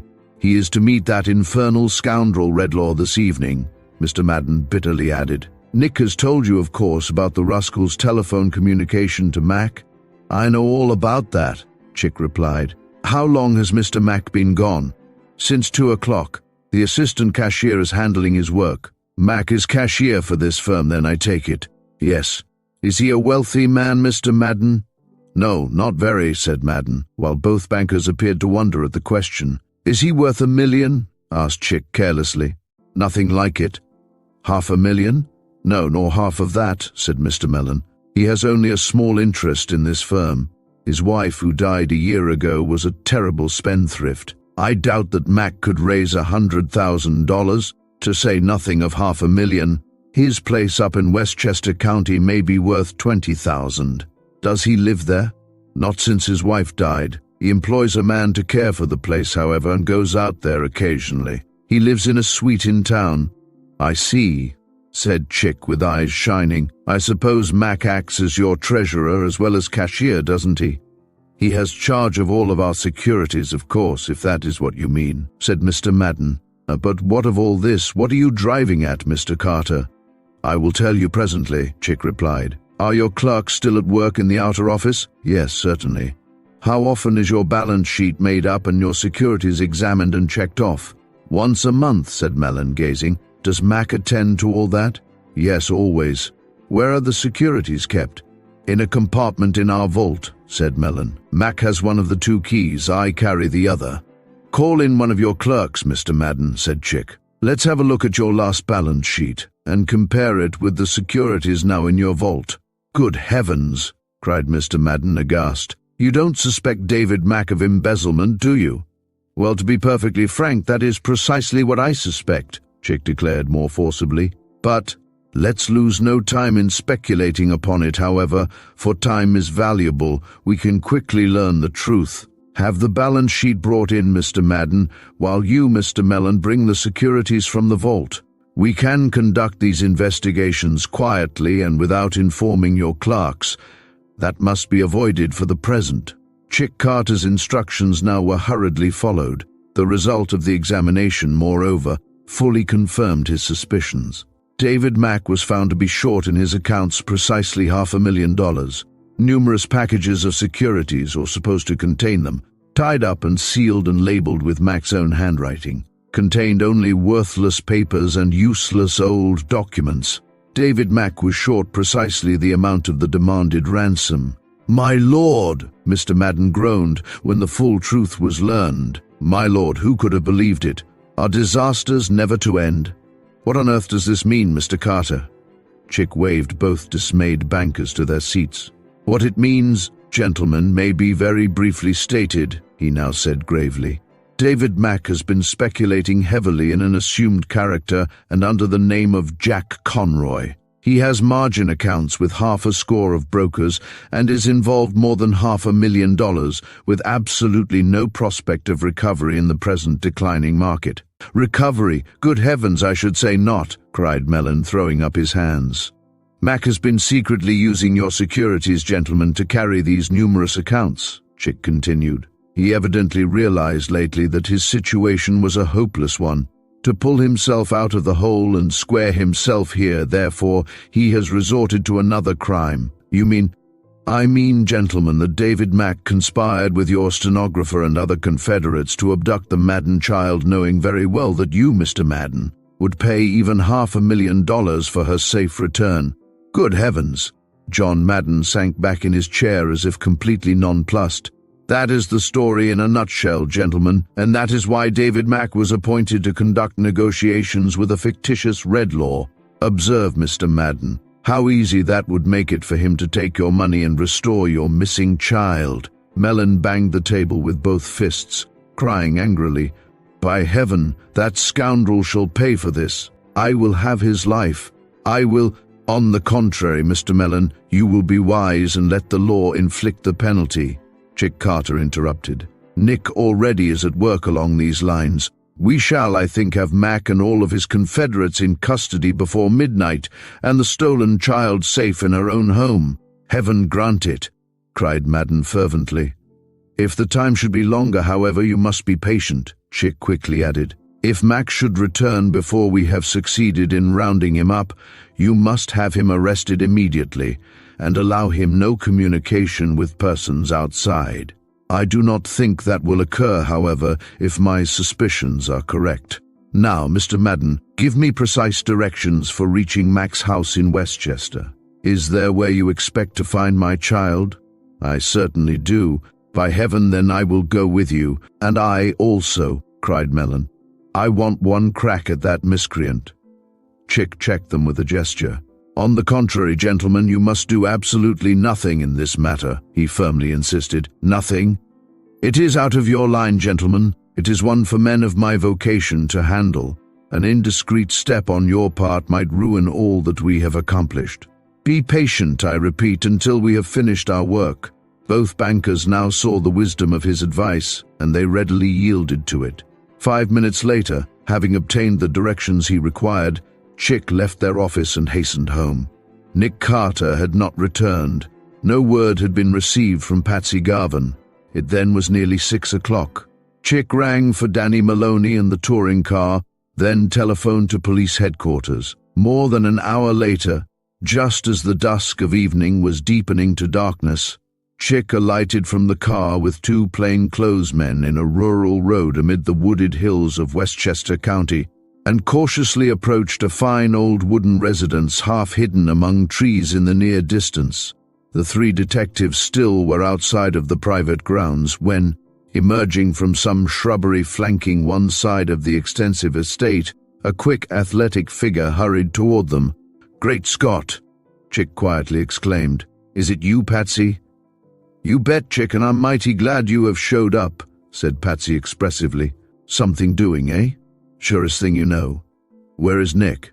"Well, I have a hunch now that he's in that house," said Patsy, pointing. "David Mack's house." "That is? Surely, he is the man we want, the chief crook of the bunch."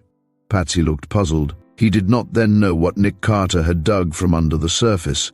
"Gee, that beats me," he muttered. Then, more hurriedly, "I followed Duffy's wife and boy out here, and have been watching ever since and waiting for darkness.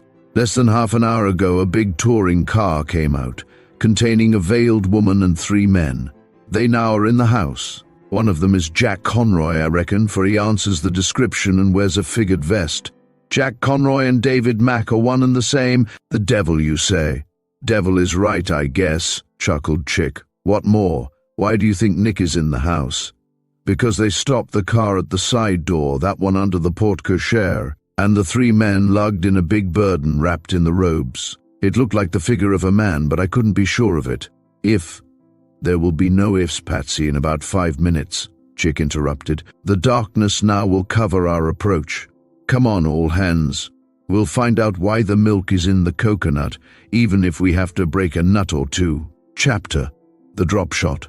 Chick Carter led the way across one side of the wooded estate, closely followed by Patsy and the 2 headquarters detectives. They moved noiselessly over the damp greensward, like shadows only a little darker than the darkness, and picked their way toward 2 lighted windows back of the porte-cochere. Though the curtains had been lowered, a thread of bright light under one of them told that a view of the room could easily be obtained. Chick and Patsy crept near enough to peer in, and the scene that met their gaze was about what they expected. The room was the library. Seated in it was the entire gang of crooks: Mack, Duffy, Gleason, and Kennedy, with Duffy's wife and son, and Kate Crandall. All were divested of their outdoor garments. All wore expressions of grim exultation, the occasion for which was plainly manifest. They were gazing darkly at the only other occupant of the room. Nick Carter sat bound securely to a large armchair in one corner. His face was pale and a bit drawn, but the light in his stern eyes told the nature of his thoughts. Chick did not wait to hear what was being said. He saw a revolver on the table near Mac's hand. He drew Patsy back a little, then whispered, "There is a conservatory back of the house with an inner door leading into the library." "I noticed it," murmured Patsy. "I can get into the conservatory with Jenks and Gilman. The three of us can then force the inner door in a jiffy. Sure, like breaking sticks. You remain here." "Why here? You saw the gun on the table?" "You bet." "Mac is the only one who will venture anything desperate," Chick whispered. "He thinks Nick is the only one who is wise to this business. Vengeance, when he finds himself cornered, may impel him to snatch up the weapon and kill the chief." "Gee, I get you. Have your revolver ready," Chick added. "If Mac makes any such move as that, give him a drop shot on the instant." "Drop shot is right," muttered Patsy, scowling. "I'll drop him so he'll never rise again. That's all. We shall down that door within 5 minutes. Go ahead, I'll do my part." Chick glided away in the darkness, followed by the two detectives. Patsy crept to the window again, revolver in hand, where he crouched to gaze and listen. David Mack was speaking. "There now is nothing to it, Carter." He was snarling bitterly, no longer in disguise. "You have put me in a position that leaves me no alternative. I must wipe you out of existence." Nick Carter sat gazing sternly from one to another. "You put yourself in the position you are in, Mac," he coldly answered. "If you think you can remedy it by killing me, well, that's up to you." "It's what he deserves," snapped Kate Crandall. "He's an infernal meddler. It will be the joy of my life to know that he is off the earth. You know what he has done for me, Dave." "Yes, I know, Kate, all right. Give him all that's coming to him, then." "It's the only chance for any of us," growled Duffy, scowling. "We must play the game to a finish, or throw up our hands." "You'll throw up your hands, all right," thought Patsy, with eyes and ears alert. "As for Kate Crandall," Mac began. "Oh, you are not the first man, Mac, who has been brought to the bad by this unscrupulous woman," Nick interrupted. "She will give you the worst of it sooner or later, as she has done for others." "Not worse than you'll get," cut in Kate with vicious asperity. "Thank heaven, I've got you where I want you at last." "Don't bank too heavily on that," Nick coolly advised. "What do you mean by that, Carter?" Mac quickly demanded. "Just what I say." "Do you imply only that my death, on which you seem inclined to bank, is not going to save you?" Nick sternly interrupted. "I know all about the game you have been playing. You overleaped your mount, Mac, when you had yourself appointed to negotiate with a fictitious Redlaw. I know well enough that you are short in your accounts, and that you have taken this criminal course to raise money with which to square yourself. You know too much," scowled the recreant banker. "It is known also to my assistants," Nick pointedly added. "Your putting me away will not save you. You are booked for Sing Sing, one and all of you, as surely as—" "You lie!" screamed Kate Crandall. "That's only a bluff, Dave, to avert the fate that threatens him. He's lying when he says—" But her own vicious words were given the lie at that moment. Like a bolt from an azure sky came the sudden, violent crash of 3 men against the door leading into the conservatory, and with it the smash of woodwork and the rending of lock and hinges. The door fell in upon the floor with a violence that seemed to shake the house, and over it Chick, Jenks, and Gilman came plunging, revolvers in hand. Mingled with all this were the shrieks of Kate Crandall, screams from Maggie Duffy, the hoarse shouts of dismay from the cornered men, and a single ringing report from a revolver outside of the splintering window. For David Mack, as Chick had anticipated, obeyed the first impulse of his recreant heart, that of vengeance. He leaped to his feet the instant the crash came and snatched his revolver from the table, turning like a flash to fire at the helpless detective. Patsy's revolver barked on the instant, however, and the bullet went true. It was a drop shot indeed, for David Mack threw up his hands and without so much as a groan pitched headlong to the floor, shot through the brain. He died where he lay 30 seconds later.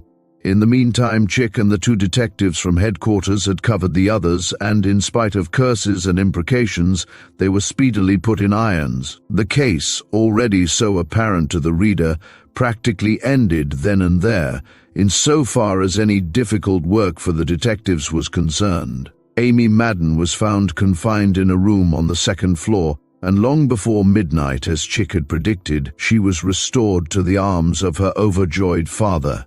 Her story confirmed Nick's theory of the abduction, which already has been stated.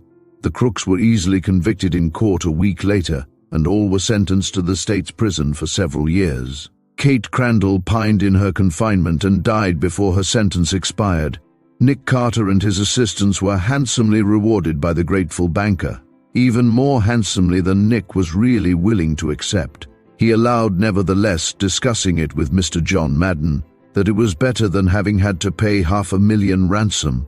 Thank you for joining us for another gripping tale from the world of detective fiction. In $500,000 Ransom, or Nick Carter and the Needy Nine, Nick Carter's sharp mind once again triumphed over evil. If you enjoyed this story, be sure to subscribe for more thrilling adventures. Until next time, keep your wits sharp and your curiosity even sharper.